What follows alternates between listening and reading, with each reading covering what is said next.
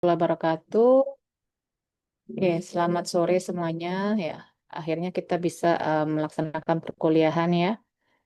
Sebenarnya ini jadwal apoteker juga. Ternyata Ibu nggak lihat jam. Ibu iakan juga. Ternyata jam sama-sama jam 4. Nah, ini. Jadi di Ibu itu kan ada tentang DRP, steril, sama em, parenteral nutrisi. Tapi parenteral nutrisinya mau Ibu bagi. Yang pertama teorinya sama perhitungan. Kalau perhitungan kayaknya nggak keburu deh. Nah, yang pertama ini dulu ya, mengenai sediaan steril. Ini materi Ibu yang lama. Nah, jadi eh, suatu apa namanya, steril itu merupakan suatu kondisi bebas pirogen. Kalau Ibu bilang gitu ya. Dan bebas pirogen itu benar-benar sempurna gitu loh, sempurna bebas bebas dari mikroorganisme.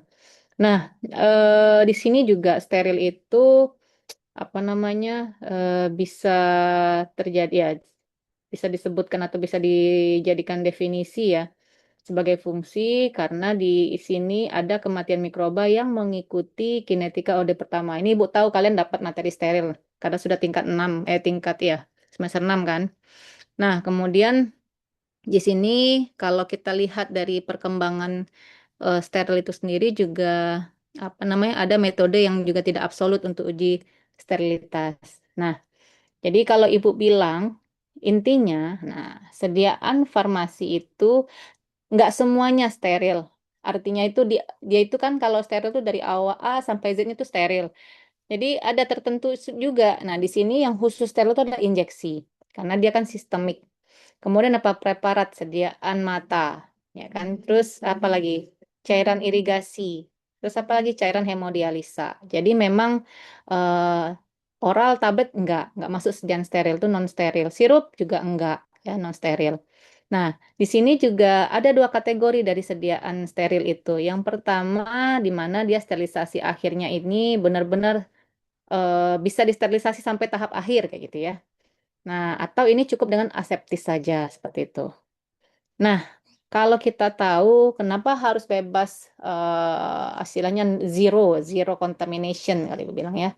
Itu artinya karena di sana ada spora, ya kan ada mikroorganisme ataupun bakteri patogen yang bisa malah menyebabkan atau menginfeksi. Nah, di sini ada spora. Nah, spora ini merupakan bentuk non vegetatif dan dia itu sangat resisten terhadap kondisi ataupun suhu panas. Nah, untuk memastikan si spora Clostridium ini mati, ya kan? Nah, maka dibutuhkan panas lembab pada suhu berapa? Ada 100 derajat Celcius, 110, dan 121. Nah, ini ada durasi, ya kan? Kalau 100, ini durasinya 330 menit. Kemudian 110, durasinya 90. Ini panas basah ya. Nah, kemudian 10 menit ini. Yang kalian selalu lakukan, kalian melakukan ini kan, praktikum mikrobiologi nggak? Ada ya. Nah, autoclave itu kan kalian lihat 121 derajat Celcius 15 menit gitu ya kalau nggak salah ya. Nah, itu atau mungkin 20 menit dari tahap awal sampai akhirnya. Jadi ada durasi. Sebenarnya kalau kita bilang pengerjaannya lama, tapi dia proses mematikannya itu kurang lebih sekitar itu. Nah, di sini selain panas basah ya kan atau panas lembab itu juga ada namanya panas kering, oven. 120, 140, 170. Makanya kalau pada penelitian biologi farmasi nih, Simplicia kan, Simplicia, terus berapa lama kalian mengeringkan? Nah, itu jadi pertanyaan. Keringnya kering yang bagaimana? Kering yang dijemur di bawah matahari kah? Atau yang di mana? Di oven gitu ya. Nah, kalau di oven itu tentu lebih optimal, lebih baik. Kenapa? Karena dia terhindar dari risiko paparan mikroorganisme yang di bawah matahari khawatirnya nanti ada apa namanya suhu mataharinya itu yang mungkin kayak gini lagi hujan lembab gitu ya. Eh, jadi cuacanya tuh nggak yang panas, hangat-hangat saja. Jadi itu nggak cukup untuk mengeringkan malah ada beberapa senyawa itu justru di Simplicia itu jadi apa namanya tumbuh jamur ya kan. Nah sedangkan kita harapannya kan nggak tumbuh karena itu bisa mengganggu pengamatan seperti itu ya. Nah, kemudian, nah ini kita lihat, kalau pada panas kering, kalau untuk suhunya 120 itu dibutuhkan 120 menit atau sekitar 2 jam, 60-60. Kalau 140 itu 1 jam. Nah, kalau lebih tinggi lagi 15 menit. Makanya alat gelas, itu kan kita tahu juga ya, alat gelas itu kita oven gitu ya, sudah kita cuci, kita oven. Nah, baru kita bisa pakai lagi, itu kan waktunya nih, 170 15 menit.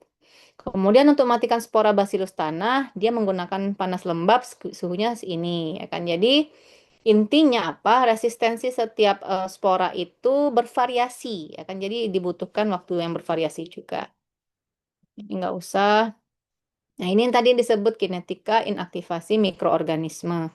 Jadi orden nol ya. Jadi maksudnya tuh kinetika rata reaksi satu. Nah, kalau kita bilang, jadi untuk setiap proses sterilisasi itu dia punya keterbatasan kan, tidak ada metode umum ya kan. Jadi semua bahan itu punya spesifikasi masing-masing. Antibiotik, cara mensterilkannya bagaimana, terus yang lain bagaimana, nggak sama. Nggak semuanya harus dipanas lembab, di autoklaf, nanti kan rusak zatnya. Ada yang mungkin cukup dipanas kering saja dan lain sebagainya. Nah, di sini ada faktor utama karena kita kan bicara steril, maka ada faktor utama untuk menentukan metode yang digunakan nih dari bahan tadi ya kan. Jadi ada namanya ketercampuran dengan produk atau bahan. Jadi tadinya kita anggap senyawanya sudah benar, zat aktifnya sudah benar, tapi begitu kita masukkan ke dalam apa namanya eh bukan bahan gelas. Nah, kalau misalnya nggak bahan gelas plastik, kalau suhunya terlalu tinggi meleleh, tercampur dengan zat kita, atau mungkin dia kontaminan. Nah, itu bisa menyebabkan ketidaksterilisasian ya kan, maka diperlukan, kita harus tahu misalnya kalau untuk ampul ya kan, itu apa yang cocok, vial itu apa, nah seperti itu sifat wadah. Kemudian ini ada namanya penetrasi pada daerah yang sulit dijangkau. Jadi apa namanya ya, makanya kalau nyuci pun juga harus bersih ya supaya benar-benar bisa disterilisasi dengan baik. Dan di sini ada namanya aktivitas membunuh yang tinggi dengan menggunakan jumlah sesedikit mungkin. Artinya sterilisasi itu dia bisa apa namanya ya? Kayak tadi misalnya pakai autoclave. Jadi eh, daya bunuh terhadap si apa namanya spora tadi itu tinggi, tapi ya nggak lama-lama juga. Jadi sama ya durasinya. Atau mungkin zatnya tadi dengan jumlah yang sedikit tapi bisa membunuh ya seperti itu. Terus tentu metodenya ada beberapa yang perlu dipertimbangkan. Yang paling penting tuh murah. Tentu ya, apapun itu pasti murahnya dulu. Lalu keamanan, kemudian mudah digunakan, singkat, dan bisa beradaptasi dengan proses-proses terkait lainnya. Nah, ini tadi cara sterilisasi secara fisika itu ada panas lembab, panas uap, ya, tadi panas kering, dan di sini ada radiasi juga, ya kan, filter, kemudian ada mekanik, filtrasi tadi, kimia dan gas. Nah, ini yang Ibu sampaikan tadi bahwa ada sterilisasi akhir, di mana di sini dibagi menjadi dua berdasarkan FDA, yaitu overkill method sama bioburden sterilization. Untuk overkill method, itu artinya dia menggunakan uap panas tadi, autoclave. Jadi, tentu D minimalnya itu 1 menit. Biasanya digunakan untuk bahan yang tahan panas seperti zat anorganik. Nah, di sini juga pilih kelebihannya itu efisien, cepat, dan aman. Kemudian, Ibu pernah ya pengalaman dulu mungkin karena lagi mahasiswa praktikum gitu ya. Jadi saat-saat lagi kuliah, apa ya waktu itu? Pipet tetes kali ya. Pipet tetes sebenarnya kaca bukan yang panjang ya. Nah itu mungkin kelupaan sebenarnya nggak tepat juga. Jadi harusnya aseptis, cukup dengan alkohol, termasukkan kalau nggak salah, akhirnya meleleh ya. Nah itu hati-hati juga ya. Makanya nggak semua bahan itu bisa disterilisasi di autoclave ya, hati-hati. Nah, kemudian, nah ini bioburden. Bioburden itu dia apa namanya ini memerlukan metode sterilisasi memerlukan monitoring ketat karena apa?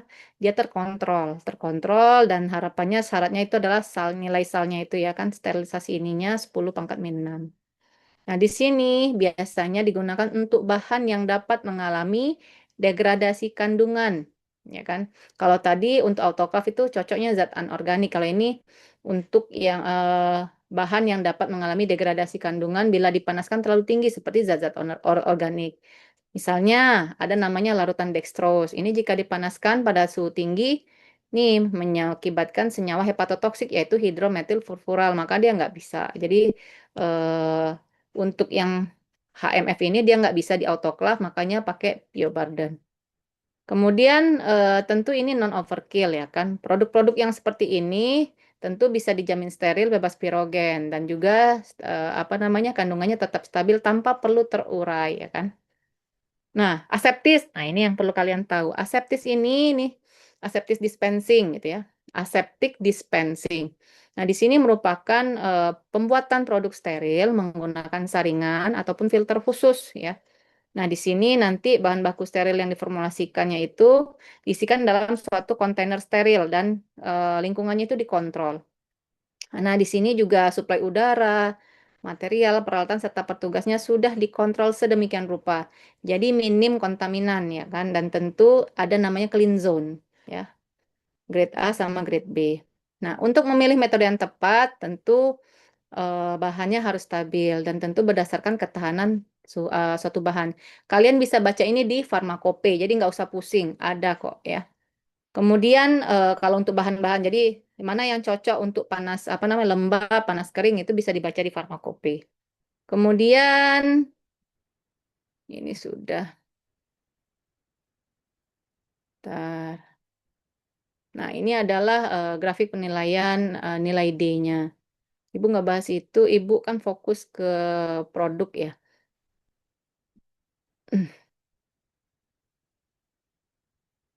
Kita lihat di sini, kita lihat pirogen ya tadi ya. Pirogen dan uji bebas pirogen. Ini mana nih gambarnya? Nah, ini pirogen.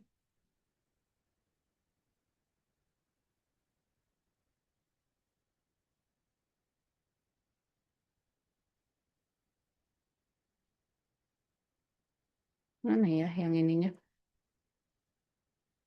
Nah, ini mungkin yang paling paling sering kalian dengar itu untuk uji bebas pirogen itu adalah metode turbidimetri. Turbidimetri itu eh, apa ya? Seba- Metode kekeruhan ya. Kalian pasti ada melakukan ini. Jadi nanti di sini metode kekeruhan dia akan membandingkan dengan kontrolnya. Nah, seperti itu. Nah, ini dari standar dari apa namanya Farmakope ini bisa kalian lihat aja ya, nggak usah Ibu sebutkan. Kita masuk ke yang ini. Kita tadi steril ya.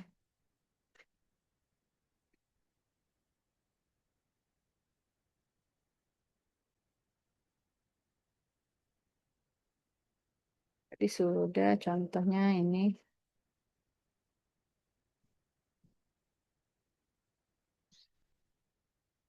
Nih, tadi sudah ya. Nah, ini tadi untuk produk-produk sediaan mata. Nah, seperti ini contohnya ya.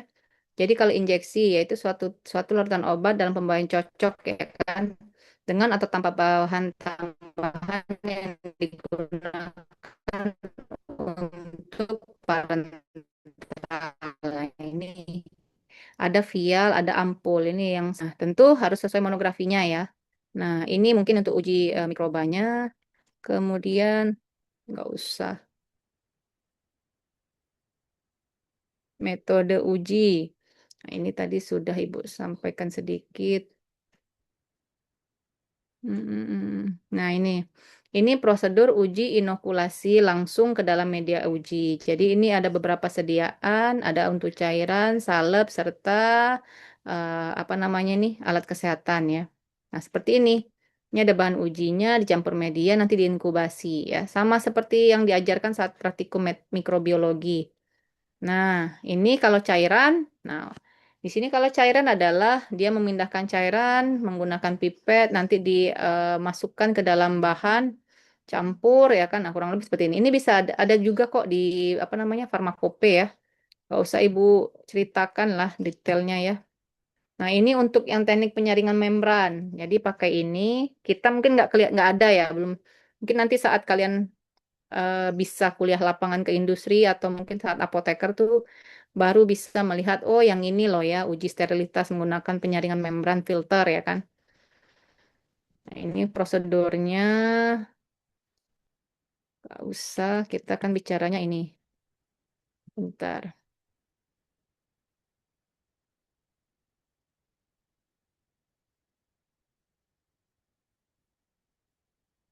Kita ambil yang satunya.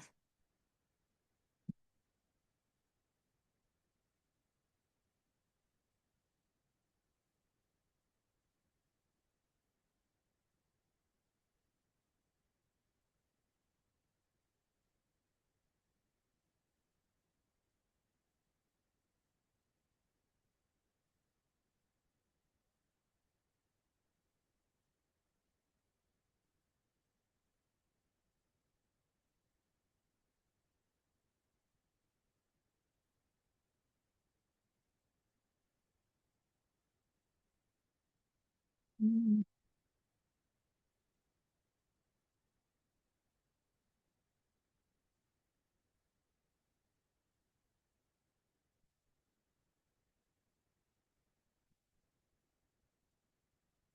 Kita masuk ke sini dulu, aseptic dispensing ya.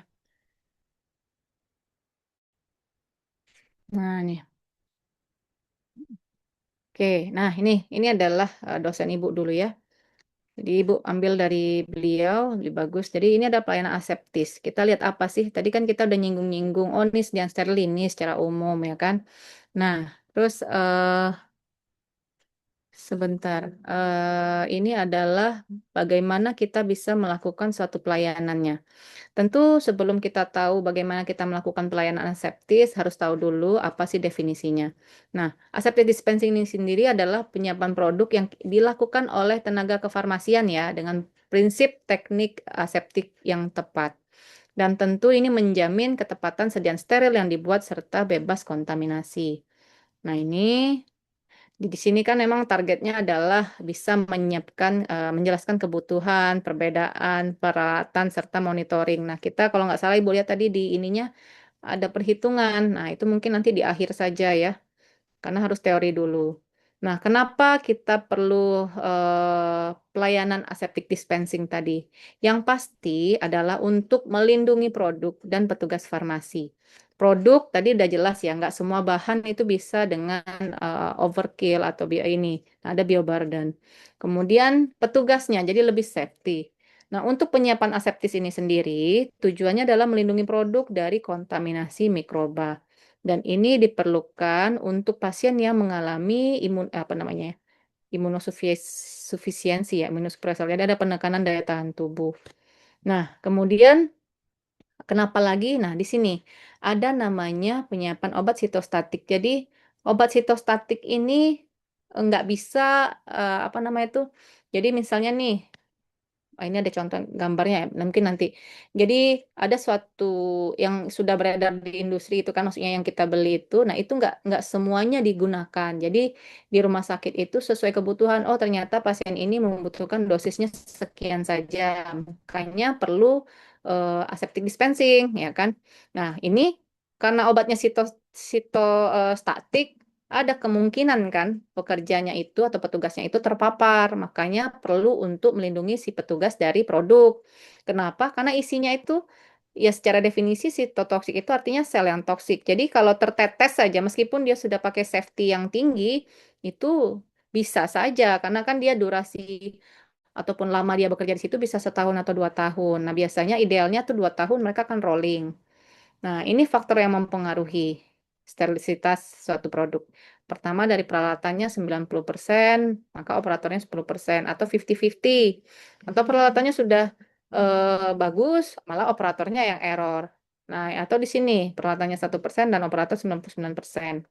Nah, di sini untuk monitoring petugas kesehatan itu maka diperlukan mencatat berapa jam petugas itu menyiapkan, maka nggak boleh lebih lama. Dan jika ada kejadian yang tidak diharapkan, misal tumpah, pecah, itu harus dicatat dan dibuat berita acaranya karena apa ya, putaran udaranya ya, arus ataupun aliran udaranya itu kan toksik ya, jadi makanya harus dicatat.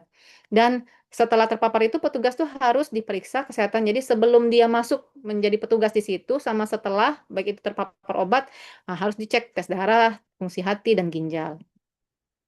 Nah, di sini ada indikasi pemberian IV ataupun intravena. Yang pertama untuk intravena ini kan nggak semuanya, pasti biasanya sudah yang berat gitu ya. Terus indikasi ini diperlukan untuk menjamin tercapainya konsentrasi obat yang tepat. Kemudian IV ini juga apa bermanfaat ataupun bisa untuk mengawasi secara langsung ya indikasinya ya secara langsung efek obat dan konsentrasi puncaknya. Kemudian indikasinya lagi adalah untuk menjamin supaya pasien itu lebih patuh karena kalau oral kan masih nunggu jam, kalau ini kan tinggal disuntik aja. Kemudian mempunyai efek biologi yang tidak dapat dicapai dengan pemberian oral. Jadi nggak semuanya bisa tercapai dengan pemberian oral, makanya diberikan IV. Lalu apa? Dapat menggantikan sediaan oral bila tidak tersedia. Jadi misalnya harusnya dia minumnya oral, tapi ya karena nggak ada itu bisa diberikan dalam bentuk IV. Contoh ya, ada paracetamol sirup, ya kan? Jadi anak demam udah 2 hari nggak turun-turun, udah minum paracetamol sirup. Nah, begitu dikasih IV, paracetamol juga, itu langsung perbaikannya cepat seperti itu. Nah, kemudian dapat diberikan pada pasien yang tidak sadar. Tentunya iya, nggak mungkin kan pasien yang tidak sadar kita berikan oral, Pak, Bu, ini obatnya ya. Pasien nggak sadar kan? Atau mungkin yang nggak kooperatif, Pak, lagi meronta-ronta kita kasih ya kan? Ada yang kita diterjangnya ya. Makanya itulah indikasi pemberian IV. Dan juga di sini adalah untuk mempermudah koreksi cairan dan elektrolit serta nutrisi. Namun, nah di balik keunggulannya itu dia punya komplikasi. Pertama sepsis, ya bisa menimbulkan sepsis karena itu tadi harus steril banget kan.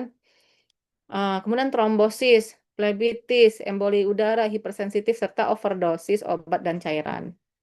Nah, di sini ada syarat yaitu ruang steril, ada LAF, kemudian ada HEPA filter yaitu sistem kualitas steril dan ada program jaminan mutu. Makanya tadi Ibu kasih slide penjaminan mutunya. Contoh, ini adalah laminar airflow. Kalian kan praktikum ya, lihat meskipun nggak beroperasional dengan baik, tapi tidak setidaknya kalian tahu, oh ini laminar airflow. Aliran udaranya kemana? Aliran udaranya kemana? Vertikal atau horizontal? Kalau ini aliran udaranya vertikal ya, ke atas. Kalau sorry, ke sini, ke depan horizontal. Jadi aman. Tapi kalau untuk yang biological safety cabinet itu nggak di sini, dia pakai begini. Nah, ke atas dia.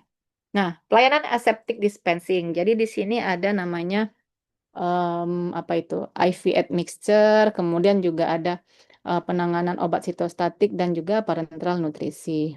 Nah, untuk yang TPN, nah ini yang selalu bilang TPN, TPN. Memang Ibu ikut workshopnya ya, makanya Ibu bilang Ibu kayaknya terakhir aja ngitungnya ini karena Ibu belum menyiapkan. Nggak semuanya yang bisa ini ya, yang bisa misalnya kayak apa namanya sediaan sitostatik kemudian IV admixture sama ini itu harus mengikuti workshop dulu, pelatihan dulu. Nggak bisa langsung misalnya, oh pokoknya kita kan sudah apoteker nih atau S2 apoteker ya. Kalau misalnya nggak ada ikut pelatihan nggak bisa, dia harus ada sertifikat. Jadi harus certified gitu ya. Nah di sini TPN merupakan larutan yang mengandung campuran kompleks molekul organik, elektrolit dan mineral. Namun, nah ini ada masalah dalam penyediaan TPN itu, yaitu stabilitasnya, ya kan? Karena dia nggak bisa lama, kompatibilitas serta sterilitas. Nah, komponennya apa? Ini ada air, karbohidrat, asam amino, lemak, vitamin, elektrolit, serta elemen ya, elemen penunjang. Kompatibilitas ketercampurannya, jadi diperlukan adanya penambahan Ca dan fosfat, kalsium dan fosfat. Kemudian albumin, vitamin, heparin, serta antibiotik. Nah, ini apakah individu atau sudah standar? Jadi, di sini sebenarnya terapi individu itu tidak diperlukan untuk setiap pasien. Karena kenapa? Ini penting untuk men-screening dan mengidentifikasi pasien yang tepat. Jadi ya sesuai saja, sesuai dengan resep yang masuk, permintaan dari diagnosa dokter apa, permintaannya apa dari gizinya nanti baru kita hitung. Jadi kita nggak pakai standar apa. Kemudian berapa banyak yang bisa kita capai dengan kita modifikasi larutan yang sudah ada. Contoh, Ibu kemarin S2 melakukan tesis Ibu ya, itu mengenai cost effectiveness analysis. Jadi dulu karena pernah menyiapkan sediaan TPN ini, pada pasien respiratory distress syndrome, pada pasien bayi yang sesak napas itu ya apne. Nah, jadi di rumah sakit ibu itu dikirimkan lah gitu ya kan apotekernya ke Cipto. Nah, kemudian kami mendesain, lakukan pelatihan untuk menyiapkan sediaan parenteral nutrisi ini. Nah, bukan yang total tapi parenteralnya. Nah, di situ kami menggunakan apa? Siring. Siring itu artinya SPED gitu ya, SPED. Nah, nanti di situ disesuaikan dengan kebutuhan bayi. Nah, itu salah satu contoh. Dan itu maksudnya nggak ada golden golden standar. Yang sudah beredar waktu itu belum ada. Kalau dulu kalau nggak salah D10 CA glukonas. Nah, yang sudah ada itu hanya D5. Nah, gimana caranya ya? Tentu jumlahnya harus disesuaikan ya. Kalau sekarang mungkin D10 CA glukonas itu sudah ada sediaan yang beredar. Kalau dulu nggak ada ya. Tahun 2000 berapa itu 2015 itu belum ada.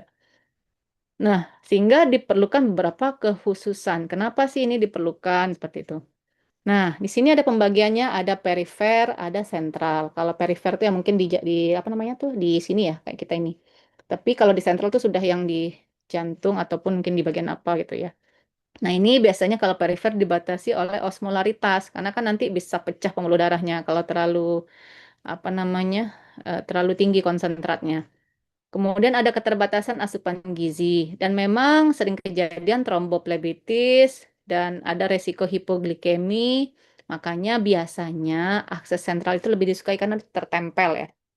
Nah, ini pengerjaan. Ini adalah metode penyiapan. Ini secara manual. Jadi memang kita nih, maka ibu bilang tadi ini ibu ngitung pakai apa namanya sirin ya, spet dimasukkan satu-satu gitu ya. Nah, ini kalau sudah keren rumah sakitnya pakai alat aja.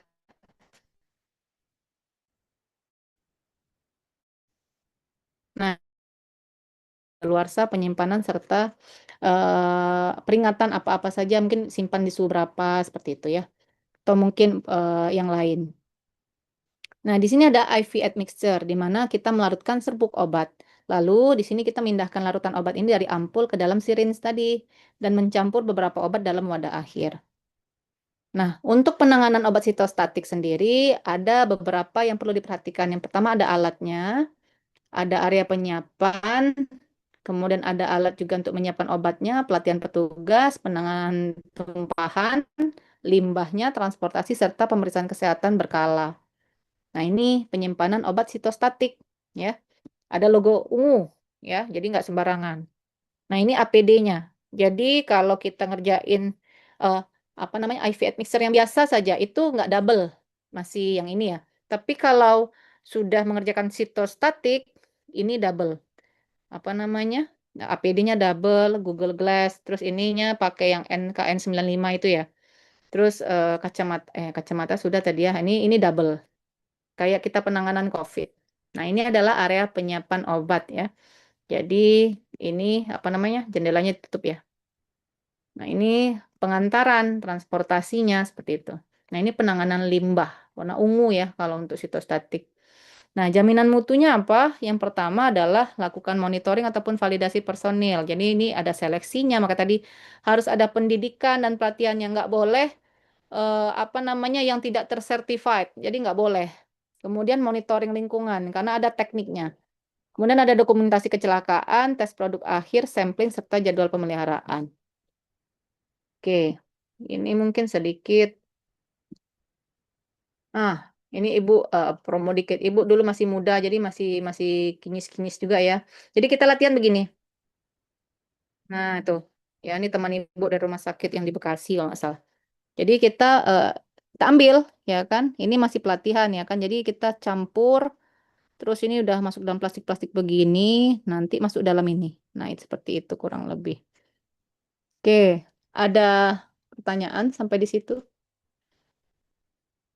Perhitungannya belum Ibu kasih ya, karena Ibu belum menghitung, mau cari yang sederhana dulu aja. Ada pertanyaan tadi udah steril. Steril kan sebenarnya apa namanya? Kalian sudah dapat di teknologi steril, tapi Ibu menjelaskannya dari sisi klinis ya, dari sisi klinis. Oke, ada pertanyaan nggak? Sebenarnya ada video dulu tuh, tapi nggak tahu di mana. Video kami membuat apa namanya sediaan steril dan parenteral tadi. Cuman kayaknya ibu udah nggak ada save ya, laptopnya ganti dulu. Oke, ada pertanyaan dari yang steril tadi? Nggak, belum. Oke, lanjut ya. Nih, nah ini masih ini pusat pelatihannya. Jadi kita langsung ke dari apa namanya dari sumbernya ya. Nah, nih, jadi di sini ini pada saat workshop ya. Sebenarnya ibu materinya itu dalam bentuk ini ibu dapat yang softnya. Nah, oke. Jadi kan sebenarnya ruang lingkupnya ini tadi ya.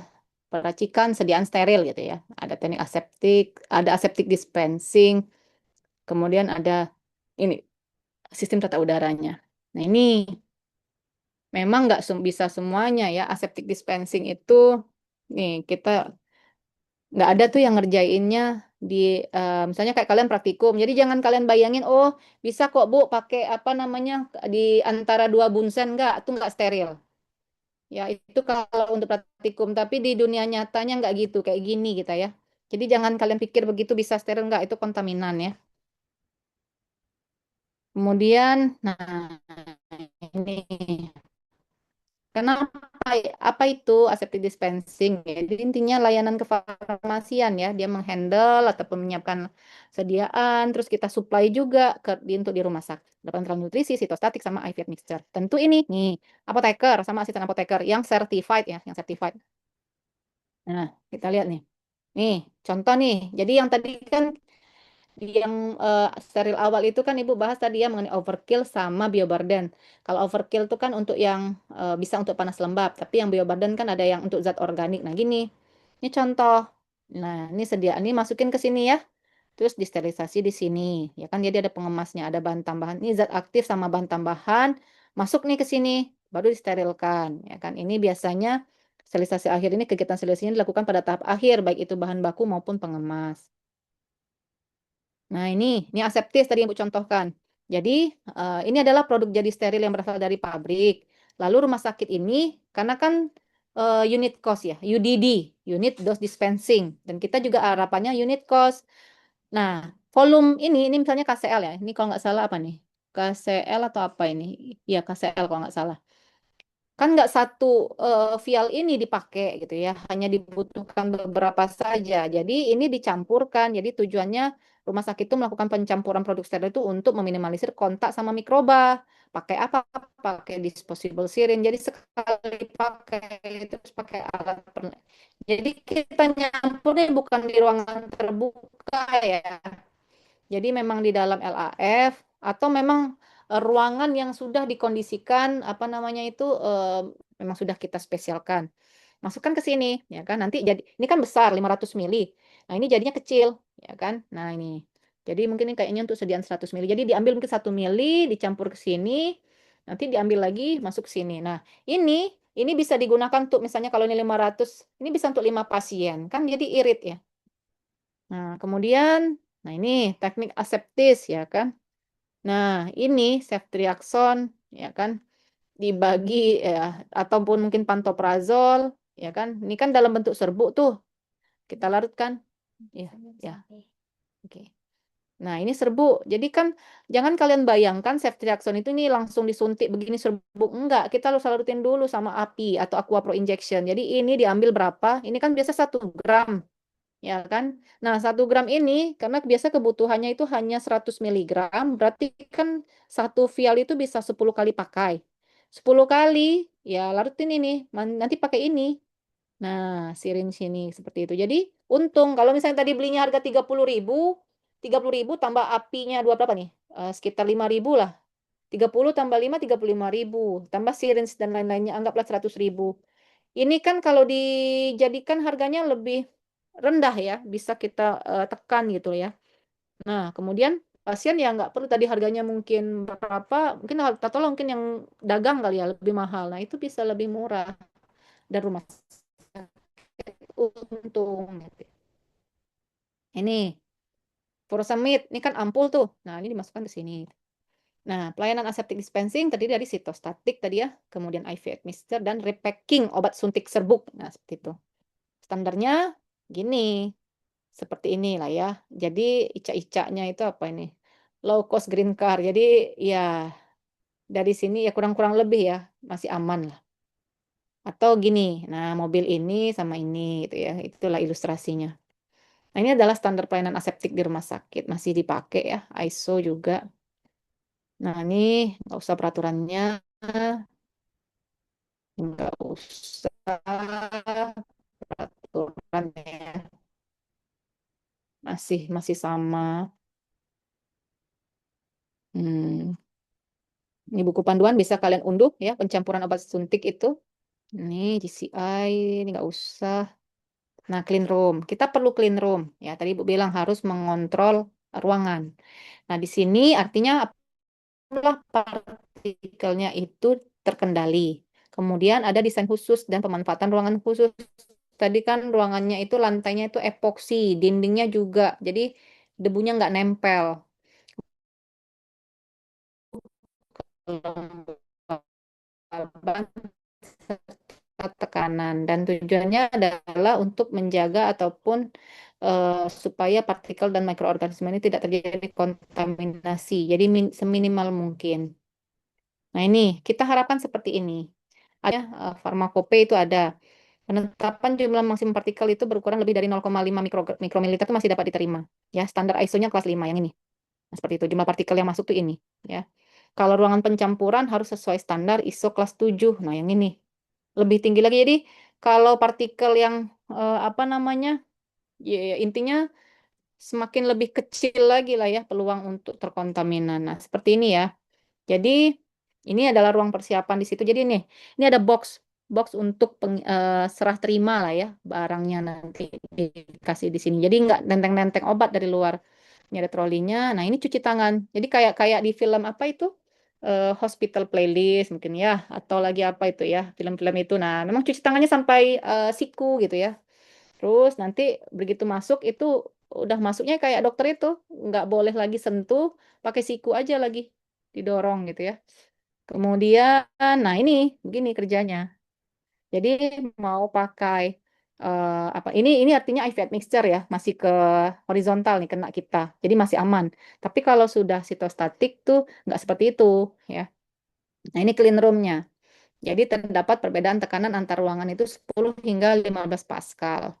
Jadi poin penting yang perlu kalian ingat untuk ruangan bersih, clean roomnya yang sediaan non sitostatik, jadi sediaannya begini, ya kan yang pakai LAF aja itu semakin ke dalam maka nilainya semakin positif. Nih, dari 10, 20, 30 semakin besar. Kebalikan dengan yang sitostatik, semakin ke dalam dia harus semakin negatif. Kenapa dia harus dikeluarin ke atas? Kalau enggak nanti kasihan yang raciknya kena paparan senyawa sitostatik. Nah, ini adalah HEPA filter ya. Jadi dia bisa menyaring partikel berukuran lebih dari 0,3 mikrometer. Ini efisiensinya HEPA filter jadi supaya udara ya kan, karena partikel yang lewat itu udah dikontrol. Nah, ini tadi ya laminar airflow. Jadi sudah selesai nanti kan masukin ke sini udah dikasih label. Nah, keluarin ke sini. Nah, ini contoh ya laminar airflow-nya. Ini horizontal. Makanya seperti itu. Bagaimana untuk menjaganya? Nih. Clean room itu perawatannya ada yang harian, mingguan, bulanan, dan itu tercatat dengan baik di dalam suatu formulir. Kemudian kalau HEPA-nya bagaimana? Setiap 6 bulan sekali. Apalagi yang di dalam ruangan Biological Safety Cabinet. Kemudian, nah bagaimana cara membersihkannya? LAF dengan BSC itu membersihkan dengan swab. Jadi pakai kasa steril, dimasukkan alkohol gitu ya, disemprot alkohol, nanti dioles aja gitu ya di ininya, pakai itu. Makanya sebenarnya ada video ibu waktu saat pelatihan, cuman ini nggak ketemu. Lalu dilakukan kalibrasi. Nah, ini adalah perawatan clean room harian ya, cukup dipel seperti ini. Nah, ini tadi ibu bilang, nanti kan ada kasa steril, ya kan? Kasa steril kita ini kan semprotkan dengan apa namanya alkohol nih kalau udah nggak kerja ya. Nah, tentu ini sebelum dan setelah. Jadi jangan setelah aja. Jadi kalau kalian penelitiannya mikrobiologi atau melakukan uji, tolong sterilisasi itu dimulai dari tahap awal sampai akhir. Yang benar itu ini kan nggak boleh nih gesek-gesek kayak gini. Harus satu arah nih. Kayak gini ya. Kanan yang benar. Atasnya juga kanan. Kalau ini kan zigzag tuh ya. Salah. Nah ini gerakannya itu dari dalam keluar. Makanya dari ujung sini. Apa namanya dari ini ya. Tadi Bu. Pointernya mana ini? Hmm,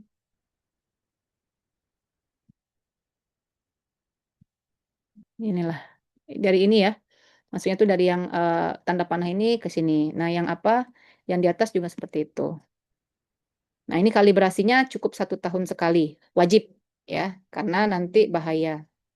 Bagaimana mengerjakan pencampuran mencapai standar? Tentu kita ada literaturnya, nggak sembarangan. Nah, kemudian kita tentu perlu ada ruangannya, peralatan, serta tenaga yang kompeten, tentu dengan pelatihan. Nah, seperti ini ya. Ini ada 2 lapis ini ya, panas sekali memang, tapi karena ruangannya sangat-sangat dingin, jadi nggak begitu kentara. Nah, ini teknik pencampurannya ya. Nih dikerjakan di laminar airflow. Tentu pakai ini ada protapnya ya. Kemudian ini adalah caranya. Ini cara meletakkan alatnya. Nah, ini zonanya nih caranya ini. Sebentar Ibu mau lihat gambar. Nah, ini sebenarnya ini berdasarkan standar GCI Elektrolit pekat itu kan yang sudah dibeli itu nggak boleh tersedia di ruang rawat, harus dalam bentuk campuran. Makanya sediaan premix yang dibuat itu ini standar-standarnya. Lalu ini repacking obat suntik bolus. Jadi antibiotika yang tadi Ibu bilang ceftriaxone 1 gram, maka dijadikan biasanya kan digunakan 100 miligram. Nah, itu di repacking. Jadi diambil serbuknya ditimbang, nanti dimasukkan dalam vial baru dijadikan 100 miligram. Atau mungkin jika memang dibutuhkan saat itu juga langsung dicampurkan, langsung diberikan. Dan itu biasanya nggak tahan lama ya, cuma berapa jam. Nah, area kritis. Ini vial dan ampul tuh harus di swab. Jadi kalau misalnya kalian mau ngambil sediaan itu ampul sama vialnya itu harus dipakai alkohol swab ya. Nah, ini hati-hati. Nah, ini syringe tadi. Kalau kenapa sih apoteker yang harus dilatih? Nah, karena kan kita yang menyiapkan sediaan farmasi. Kita harus bisa memastikan ini kalau mengambil cairan itu nggak boleh ada gelembung udaranya. Jadi kalau ada gelembung tuh harus dikeluarin dulu. Kenapa itu bisa timbul tromboemboli nanti ya. Kemudian, nah ini, setelah pengerjaan, maka kita lakukan pemeriksaan dulu sama semua produknya. Nanti yang pertama kita keluarkan itu adalah produk jadi dulu, baru limbahnya. Jadi limbahnya tetap di dalam LAF. Nanti setelah itu baru kita ke daerah sisa kita kerja tadi. Baru setelah selesai semuanya, kita bisa membuka sarung tangan. Tapi bagian pakaian itu dibukanya di luar ruang aseptic dispensing, ya, di gray area. Nah, ini evaluasinya ada integritas wadah, organoleptis, serta pelabelan. Nah, ini yang tadi Bu bilang, ini kan hati-hati nih. Apa namanya, ada titik kritis ya. Dia nggak boleh kita sentuh jarum ini dengan handscoon yang non-steril, dia harus yang steril. Nah, ini contoh cara membuka kemasan syringe. Jadi, ada caranya ya. Kemudian, nah ini cara membuka needle. Jadi nggak sembarangan. Kita buka, jadi ini needle-nya masih di dalam, baru kita tusuk. Nggak boleh ini dibuka dulu, kita pegang nggak. Kemudian, ini cara memasukkannya seperti itu. Ya, kita buka ininya. Jadi, apa namanya, nggak boleh sentuh titik kritis ini. Ini nggak boleh. Yang di lingkaran kuning itu nggak boleh disentuh. Ya, makanya sebisa mungkin itu seperti yang di atas. Kemudian, nah ini caranya kita isi, kita tarik kan. Ini contoh aja ya, padahal kan pakai handscoon-nya. Nanti kita campurkan. Nah, seperti itu. Seperti ini. Dia nggak langsung tinggi, tapi miring ya, ada kemiringannya. Nah, ini sudutnya ya, ada tekanan. Nah, seperti itu. Nanti kalau ngambil cairan dari vial, nah kurang lebih ini. Kita harus hilangkan bubble tadi ya, gelembung. Tanpa ininya terlepas. Jadi memang pakai trik gitu. Harus latihan, sering latihan. Nah, ini adalah memasukkan ya kan cairan. Lalu, nah ini ampul. Ini harusnya kalian kalian ada nggak dilatih mematahkan ampul? Yang dipatahkan itu yang mana? Bagian leher ya. Jadi jangan sampai harusnya tuh bulat ya, jangan sampai kayak pecahan. Kemudian ini adalah pencampuran cairan dari ampul. Lalu ini pengambilannya. Nah seperti ini. Hati-hati. Makanya eh, jangan sampai kita menekan ini ya udara karena nanti bisa nggak masuk gitu ya.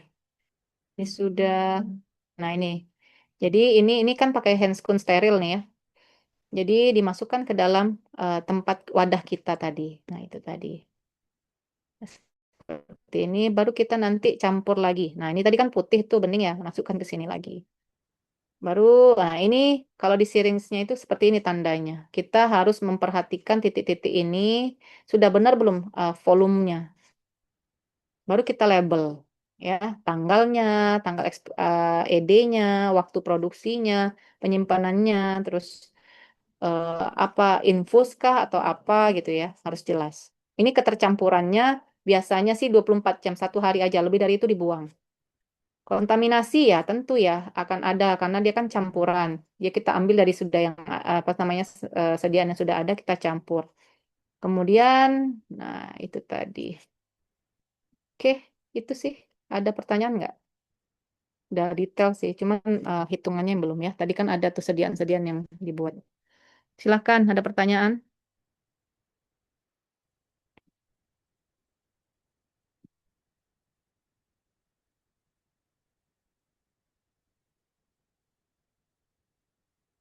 Ada pertanyaan? Nggak ada. Sudah paham semua atau gimana? Atau ngantuk? Kalau belum paham, Bu, tanya. Hmm. Bu mau nanya Bu. Bona apa Bona? Eh kalau dalam sedian kalau steril kayak gitu Bu, gimana cara kita itu evaluasi hubungan dari pirogen dalam sedian steril dengan kejadian septic reaction pada pasien Bu? Mengevaluasinya, Iya, evaluasi hubungan pirogennya Bu hubungan pirogennya. dengan Maksudnya sedian jumlah, steril.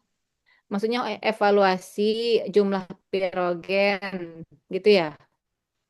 Iya Bu. Iya, itu dilakukan penelitian lah. Berarti kita ambil sampel dari punyanya kita itu, ya kan. Terus kita lakukan uji sterilitas, gitu kan. Terus ya kita hitung ya tadi kayak tadi ada metode turbidimetri lah yang paling umum tuh turbidimetri ya. Nah, nanti kita cek ada nggak pilot kita tumbuhkan gitu loh. Kita ambil gitu ya, sediaan. Biasanya kayak gitu tuh. Kita ambil, kita tumbuhkan gitu loh di dalam cacaan Petri gitu kan. Kita inkubasi, tumbuh nggak gitu loh di media itu gitu kan. Tapi kalau nggak tumbuh berarti aman. Maka tadi durasinya itu paling lama cuma 24 jam. Paling lama 24 jam. Lebih cepat lebih baik gitu. Jadi intinya sediaan itu dibuat langsung jadi loh, langsung pakai. Nah, kenapa kadang-kadang ada yang juga 3 hari itu tergantung biasanya sudah melalui tahapan uji pirogenitas tadi udah diceknya gitu ya. Dicoba dikultur gitu kan tumbuh nggak bakterinya. Karena kan kita tahu ada sifatnya MBC, MIC itu masih dia mampu menghambat, MBC itu membunuh. Nah, harapan kita tadi kan nol ya, nggak ada sama sekali kan, nah, maka ditumbuhkan. Nah, itu kalau secara ininya aman ya berarti oke gitu loh. Makanya tadi durasi tadi Ibu bilang ya 24 jam kata Ibu. 1 hari paling lama. Ada yang 3 hari mungkin ya. Tapi itu udah pasti udah benar-benar yang mereka lakukan evaluasi ya kan, terus menerus dan dipantaunya aman, nah itu oke. Tapi biasa sih 24 jam, nggak lama ya. Pokoknya untuk 1 hari ibu dulu kalau buat dalam bentuk siring ya, karena kan nggak punya ini, rumah sakit kita kan masih ini, tapi kebetulan dokter anaknya itu menugaskan kan, jadi kita buat itu. Jadi intinya memang 1 hari. Pokoknya nanti akan dipasang ke apa namanya, ada alat kan, bukan ventilator apa namanya ya, untuk yang di ICU itu kan ada alat itu dipasang ya kan sirin pump, nah ya ada siring pump pasang di situ nanti kan masuk tuh. Nah nanti 6 jam kemudian kan masukkan lagi yang baru, jadi ada hitungan dosisnya. Jadi nggak, intinya apa, hal seperti itu tujuannya pasien itu ODD ya, once daily dose ya, jadi dosis 1 hari gitu ya, 1 hari sekian, jadi memang akurat dan dia buatnya nggak banyak. Kalaupun buat banyak paling untuk yang serbuk kering tadi kayak tadi ceftriaxone 1 gram. Ya kan nggak mungkin pasien disuntik 1 gram ya enggak. Kalau pasiennya anak, baby gitu, dia kan hanya butuh berapa sih? Ya kan 0, berapa gitu. Nah, jadi 1 gram tadi bisa dimanfaatkan 10 pasien di hari yang sama. Nah, itu mungkin repacking tadi, repacking sediaan bolus tadi itu bisa berapa hari. Seperti itu. Atau mungkin kita mau menyediakan, tadi kan sebenarnya kebutuhannya itu 100 mili. Di sediaan yang beredar itu nggak ada, yang ada 500 mili. Cara rumah sakit apa? Ya dia dibaginya supaya pasien tuh nggak kecas banyak gitu kan. 500 mili kan mahal, ya kan? Diambil 100 mili tadi dimasukkan satu-satu gitu. Ada 5 yang 100 mili mereka punya kan? Kan wadah itu bisa dibeli, disediakan. Nah, itu dikasih ke pasien. Jadi harganya lebih lebih murah seperti itu, Bu. Baik Bu. Jadi intinya tahapan itu sudah melalui tahapan evaluasi ya, makanya nggak akan lama gitu. Kalau yang sudah di itu nggak berapa lama.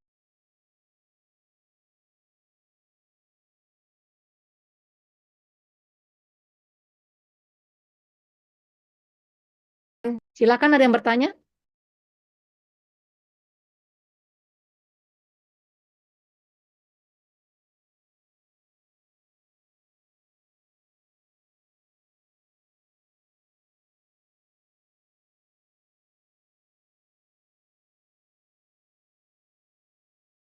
Ini Ibu kasih materi kan udah 2 pertemuan nih, steril sama TPN. Tapi Ibu belum kasih hitungan karena Ibu harus cari ininya dulu ya.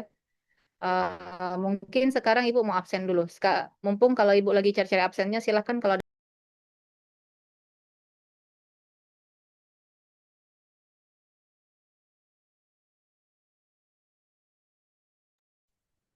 Bu, saya mau nanya satu lagi, Bu. Ya, Bona. Kalau misalnya dalam keadaan darurat, kayak misalnya kayak lagi bencana, Bu, itu apakah kita itu boleh ngabain prinsip aseptiknya, Bu? Terus kalau misalkan boleh diabaikan, sampai mana batas toleransi pengabaian aseptik itu, Bu? Bencana. Oh, Ya, misal- intinya itu keterbatasan alat. Iyalah ya, keterbatasan alat ya kan sarana prasarana. Oke, jadi ya nggak boleh terlalu lama. Ibu sendiri tadi ibu bilang kan, ibu tuh sebenarnya nggak punya LAF. Sebenarnya tuh fatal ya, salah sebenarnya ya. Tapi kalau secara apa namanya kita yang tadi sudah berupaya mengupayakan ruangan itu benar-benar bersih gitu ya kan, nggak kita maksudnya tuh nggak kita masuki gitu ya kan. Misal nih contoh sederhana aja.